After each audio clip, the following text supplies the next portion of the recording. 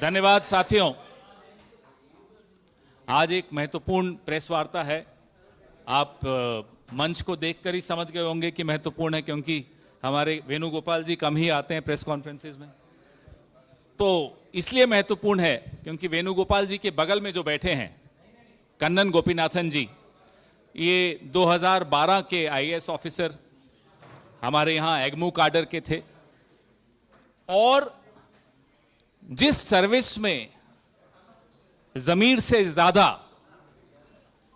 Obedience को महत्व दिया जाता है, उस सर्विस में, उस नौकरी में उन्होंने ऐसे वक्त पे आवाज उठाई जब आवाज उठाना लगभग असंभव था।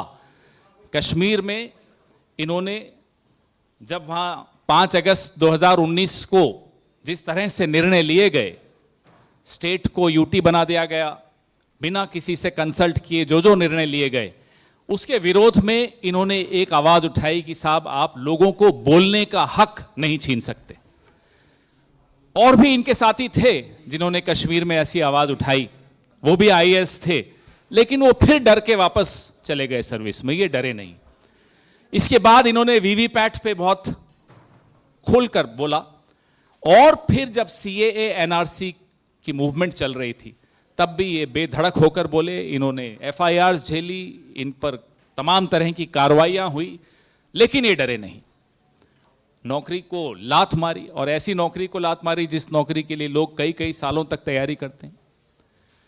हम इस बात की हमें हैरानी नहीं कि कांग्रेस पार्टी के दरवाजे इनके लिए खुले हैं, क्योंकि कांग्रेस पार्टी के दरवाजे ऐसे तमाम आवाजों के लिए हमेशा खुले रहते हैं, इतिहास साक्षी है। हमें इस बात की बहुत खुशी है कि इन्होंने भी कांग्रेस को ही चुना। लंबी बात नहीं करूंगा क्योंकि वेणुगोपाल जी को महत्वपूर्ण बैठकों में जाना है, तो मैं वेणुगोपाल जी को पहले फ्री कर देते हैं क्योंकि उन्हें जाना है। मैं वेणुगोपाल जी से आग्रह करूंगा कि वो कुछ कहें और पार्टी में इनका विधिवत रूप से स्वागत भी करें। Thank you, Pawan ji. I think this is one of the happiest moments for all of us, that one of the brave bureaucrat who is having passion towards the downtrodden people of this country, marginalized people of this country, and who always fought for justice, love and affection, Mr. Kannan Gopinathan. Pan India, his presence is there. He born in Kerala, living in Pune, worked northeast and all other parts of this country. Therefore, a Pan India figure like Kannan Gopinathan is joining in the Congress party, is giving a clear-cut message that Congress party is the only party who is fighting for the justice for this country, and the ideology of the Congress is very clear. That's why Kannan Gopinathan is also opting Indian National Congress for his party. I don't want to take much of his time. He resigned 2019 from civil service, but he is now telling so far his resignation is not at all accepted. Still he is a bureaucrat. Bureaucrats nowadays, those who are fighting for the justice, fighting for marginalized people, are penalizing by the system. Whether it is in Haryana, whether it is in Madhya Pradesh, we are witnessing everywhere. Even Chief Justice of India is also not spared. Therefore, I think this is the time to rise to fight against this divisive agenda. That's why Kannan Gopinathan's entry to the Congress will be a welcome step. He already met Honorable Congress President Mallikarjuna Kharge ji, and he also met Leader of Opposition Rahul Gandhi ji. Both of them are told him to join Congress, and he is now joining into Congress. Wholeheartedly, we are welcoming Kannan Gopinathan to the Congress party. Thank you.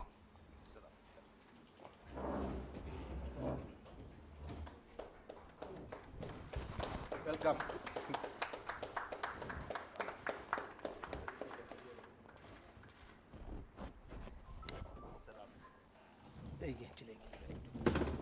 Okay, thank you. I have a meeting.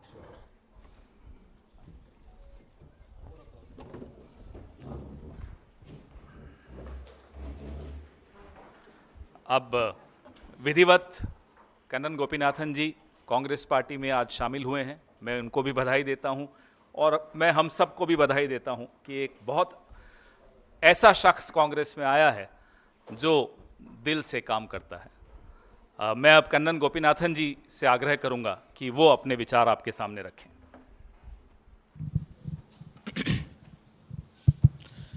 सबसे पहले सबको धन्यवाद यहाँ पे आने के लिए। और कांग्रेस पार्टी ज्वाइन करने का जो निर्णय था वो 19 में रिज़ाइन किया। उस वक्त एक चीज़ क्लियर था कि देश में जो सरकार जिस दिशा में देश को लेके जाना चाहता है वो सही दिशा नहीं है, वो गलत है।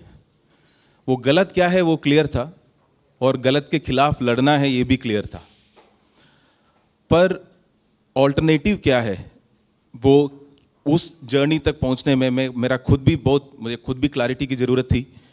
तो कई सारे 80-90 ज़िलों में घूमे, ट्रैवल किए, लोगों से बात किया, कई सारे लीडर्स से मिले, तब ये क्लियर हुआ कि जिस दिशा में देश को मैं चाहता हूं कि चले वो कांग्रेस पार्टी लेके जा सकती है और कांग्रेस की आइडियोलॉजी उसमें आगे लेके जा सकते हैं।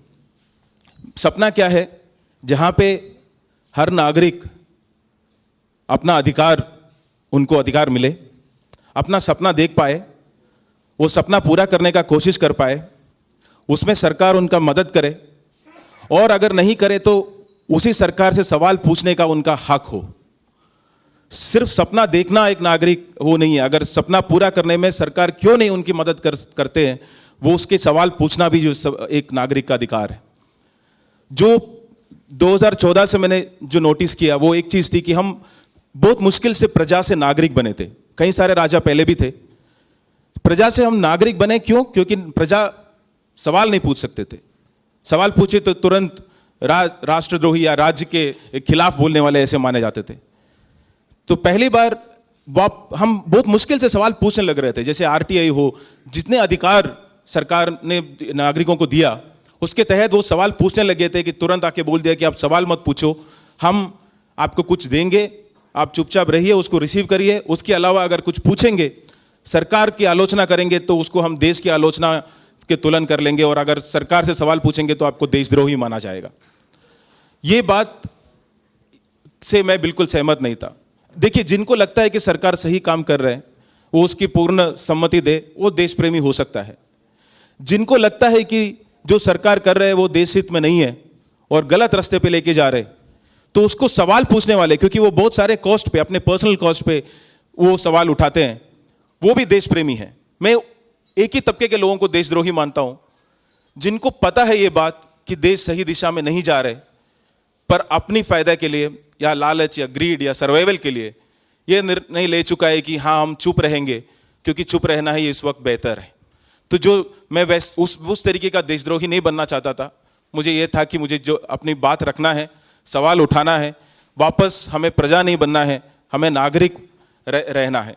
तो उसी में जब जितना ज़्यादा बात किया वो ये सारी जो थॉट्स है वो कांग्रेस की आइडियोलॉजी ही है, ना कि सिर्फ हिस्ट्री है, वो प्रेजेंस है। और इसीलिए जितना मैं उसके मतलब पार्टी के साथ मिलकर काम कर सकता हूँ और जितना मजबूत कर सकता हूँ अपनी कार्य से, वो सेवा से, वो करने के लिए मैं तैयार हूँ। और जहाँ लगता है मेरी काम आएगा वहाँ पे काम करने के लिए मैं तैयार हूँ। बहुत दिल से, काफ़ी वक्त लगा, पर वो इसलिए क्योंकि मुझे खुद भी एक अपनी जर्नी से थ्रू जाना था। वो सारे क्लैरिटी के साथ पूरी दिल से मैं आज कांग्रेस पार्टी में ज्वाइन कर रहा हूँ और कांग्रेस पार्टी और देश की जनता के लिए हमेशा काम करता रहूँगा। Thank you. आपके कुछ सवाल आप पूछना चाहें?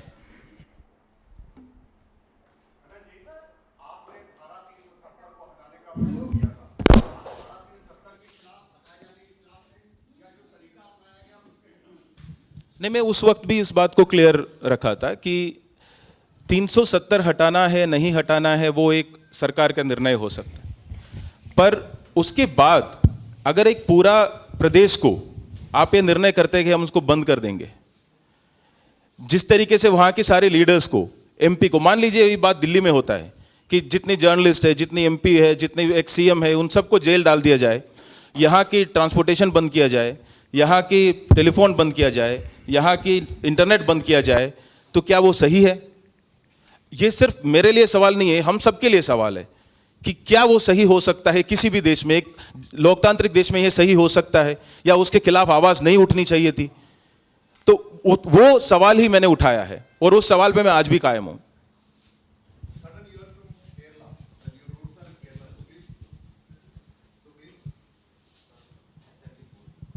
So please tell something in Malayalam for your audience in Malayalam. ഏതായിരിക്കും നിങ്ങളുടെ പ്ലാറ്റ്ഫോം? ഏതായിരിക്കും? നാഷണൽ തലത്തിലായിരിക്കുമോ കേരളത്തിലായിരിക്കുമോ അങ്ങനെ എന്തെങ്കിലും തീരുമാനിച്ചിട്ടുണ്ടോ? ഓക്കെ, ഞാൻ കേരളത്തിലാണ് പഠിച്ചു വന്നത് 12 വരെ.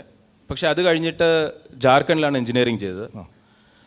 ജാർഖണ്ഡ് BIT മെസ്ര അവിടുന്ന് എഞ്ചിനീയറിംഗ് ചെയ്തു. പിന്നെ അത് കഴിഞ്ഞ് വർക്ക് ചെയ്തത് നോയിഡയിലാണ്. നോയിഡയിൽ വർക്ക് ചെയ്ത് കഴിഞ്ഞ് കല്യാണം കഴിച്ചിരിക്കുന്നത് ഹരിയാനയിൽ നിന്നാണ്. മത്ലബ് ഹരിയാന. അത് കഴിഞ്ഞ് ജോലി ചെയ്തത് മിസോറമിലാണ്, ഡൽഹിയിലും മിസോറമിലുമാണ്, നോർത്ത് ഈസ്റ്റിൽ. പിന്നെ അത് കഴിഞ്ഞ് വർക്ക് ചെയ്തത് സിൽവാസ, ഗുജറാത്ത്, ആ ഏരിയയിലാണ്. അവിടെ നിന്നാണ് രാജിവെച്ചിരിക്കുന്നത്. ഇപ്പോൾ താമസിക്കുന്നത് മഹാരാഷ്ട്രയിലാണ്.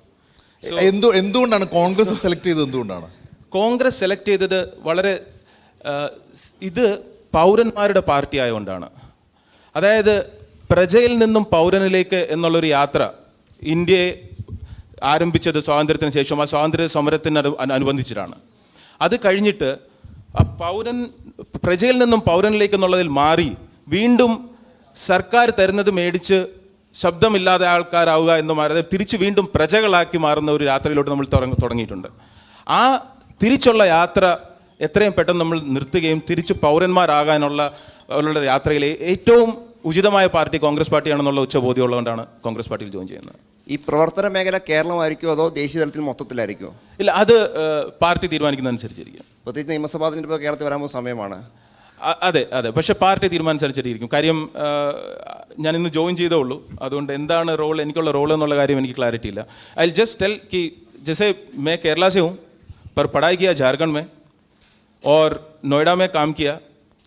उसके बाद वहाँ पे कहीं NGO में, जुग्गी में, एक मोटरोला सेमीकंडक्टर कंपनी में काम किया. शादी किया हरियाणा से और उसके बाद मिज़ोरम में काम किया 3 साल, मिज़ो सीखे. उसके बाद सिलवासा में रहा और अभी पुणे में रहता हूँ, महाराष्ट्र में. तो सवाल ये था कि आपका कार्यस्थल क्या होगा, तो वो थोड़ा मुश्किल है मेरे लिए बताना. मैं जहाँ जहाँ रहा हूँ सबको अपना ही मानता हूँ और जितना मेरे से हो सकता है और जहाँ के पार्टी का डायरेक्शन है उस हिसाब से काम करने के लिए रेडी हूँ.